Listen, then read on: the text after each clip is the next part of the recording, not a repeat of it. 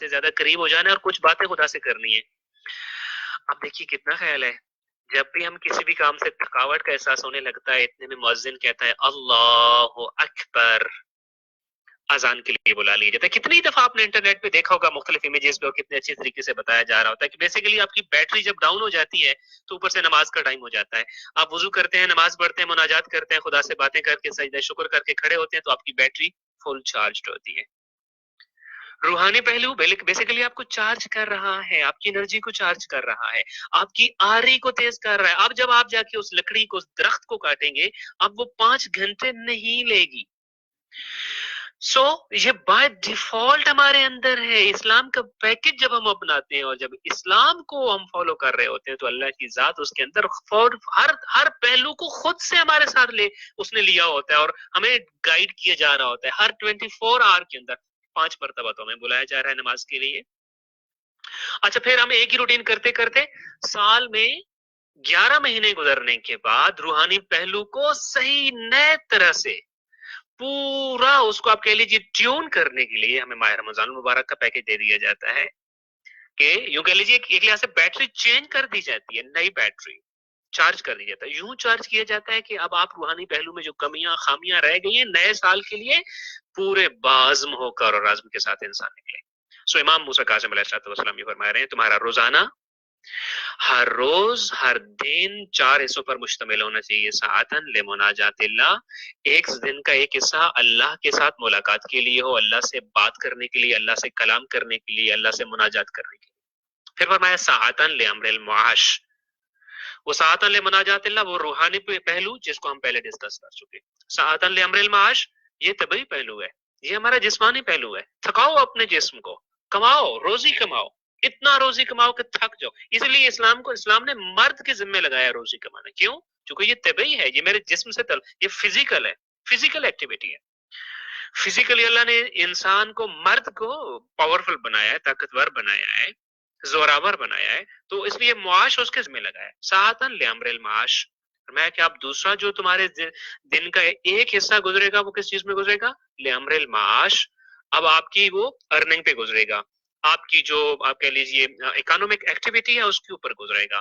روزی اور رزق کمانے کے لیے دن کا ایک حصہ گزرے گا. I'm really sorry to say، جو میرا اپنا ذاتی آبزرویشن ہے، ہماری زندگی کا سب سے بڑا حصہ لامر المعاش گزرتا ہے.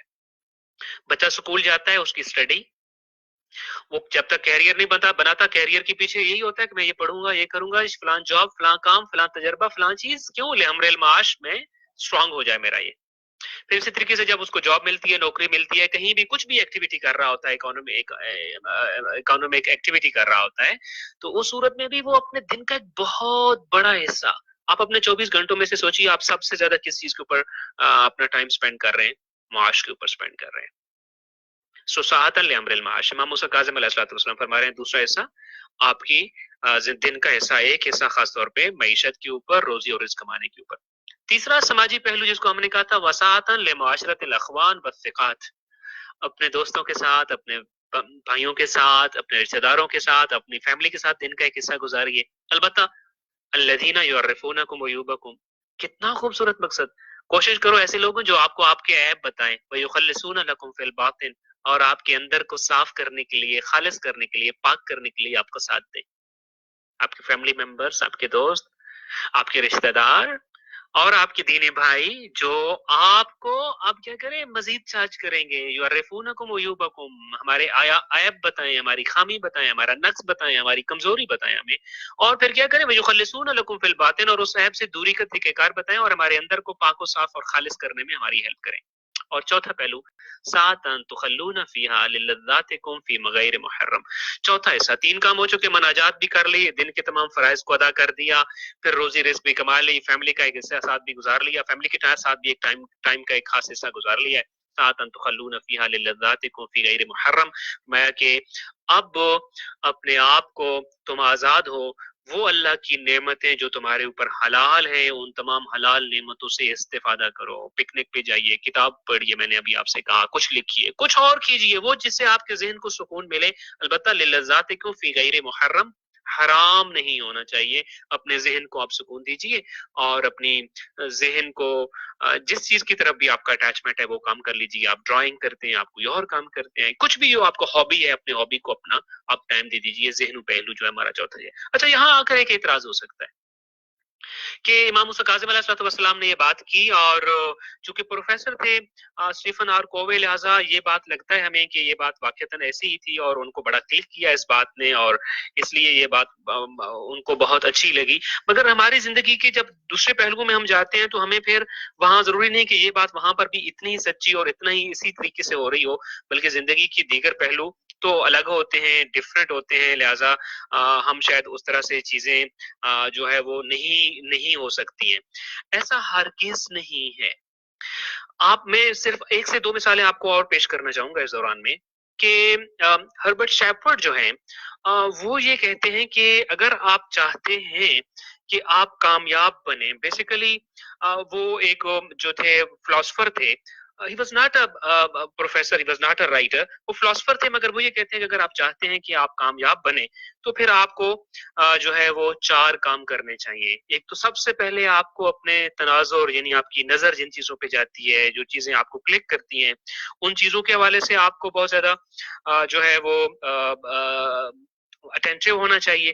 پھر دوسری چستی, یعنی کہ طبعی پہلو جس کو ہم نے کہا, فزیکل پہلو, یعنی کہ جس کو ہم نے ابھی کہا کہ کمانے کے لیے, زندگی میں اپنی روزی رزق کمانے کے لیے ہمیں اپنے آپ کو جو ہے ایکٹیو کرنا ہوگا. اچھا, اس کے بعد کہتے ہیں تعلق داری, جس کو ہم نے ابھی پیچھے جو ہے وہ سماجی پہلو کہا تھا, کہ سماجی حوالے سے اور تعلق کے حوالے سے اور لوگوں کی خدمت کے حوالے سے میں خیر اس چیز کو زیادہ ایکسپلین نہیں کر سکا.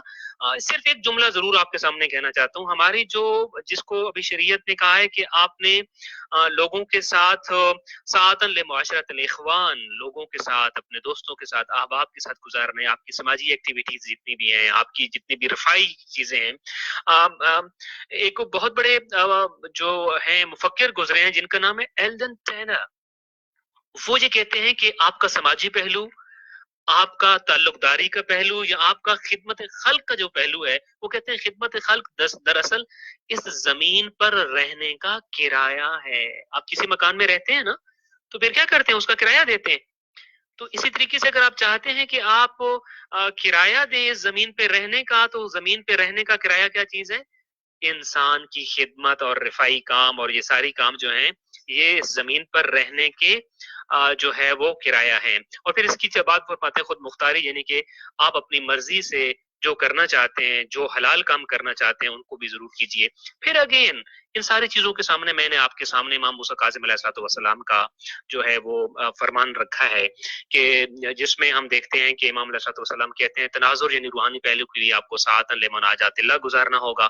پھر طبعی پہلو یا انسان کے جسم کے جو ہے وہ طاقتور ہونے کے لیے اور بہترین کام والا ہونے کے لیے ضروری ہے کہ ساعتن لامر المعاش, انسان اپنی زندگی کا ایک حصہ جو ہے اپنی روزی رزق کو کے لیے بھی گزارے. اور پھر تعلق داری, یعنی کہ معاشرے کے لوگوں کے ساتھ جو ہے وہ تعلق ہوگا. اور اسی طریقے سے پھر فرمایا کہ خود مختاری, یعنی کہ تخلون فیہا للذاتکم غیر محرم, اپنی مرضی کی جو آپ کی نعمتیں ہیں, جو آپ کو پسند ہیں, ان کے ساتھ آپ ایک وقت گزاریے. اور اچھا, پھر میں یہ عرض کروں گا کہ یہ جو ہیں یہ تو ایک آپ کہہ لیں کہ فلاسفر تھے ہربرٹ شیفرڈ, لیکن پھر شاید کسی کے ذہن میں ہے کہ نہیں, میں تو آج کل کے زمانے میں جو میں ایکٹیویٹی کرتا ہوں اس میں تو امام علیہ السلام کا یہ فرمان فٹ نہیں بیٹھتا. میں ایک اور چیز آپ کے سامنے مزید بھی عرض کرنا چاہتا ہوں.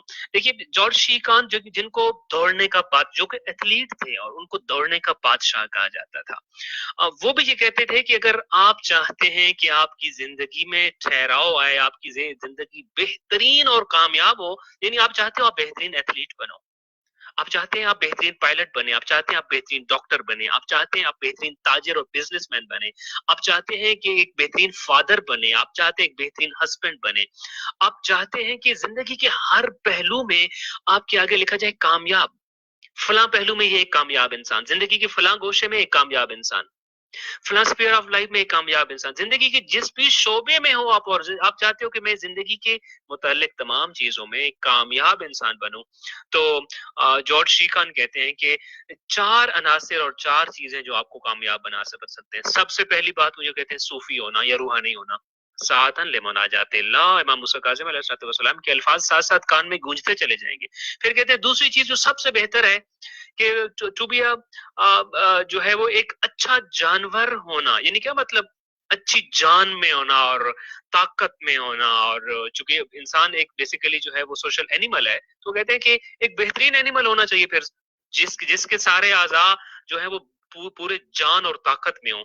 सातन ले अमरिल मुआश, इमाम भी ये फरमाते हैं फारिग बैठ के अपनी ताकतों को जाया मत करो, बल्कि अपनी रोजी रिस्क के लिए निकलो, ताकि तुम्हारे जिस्म में ताकत भी रहे और ताकतवर बनकर तुम अपनी मुआश को आगे कमा सको। तीसरी चीज कहते हैं अच्छा दोस्त होना जरूरी है जिंदगी में कामयाबी के लिए।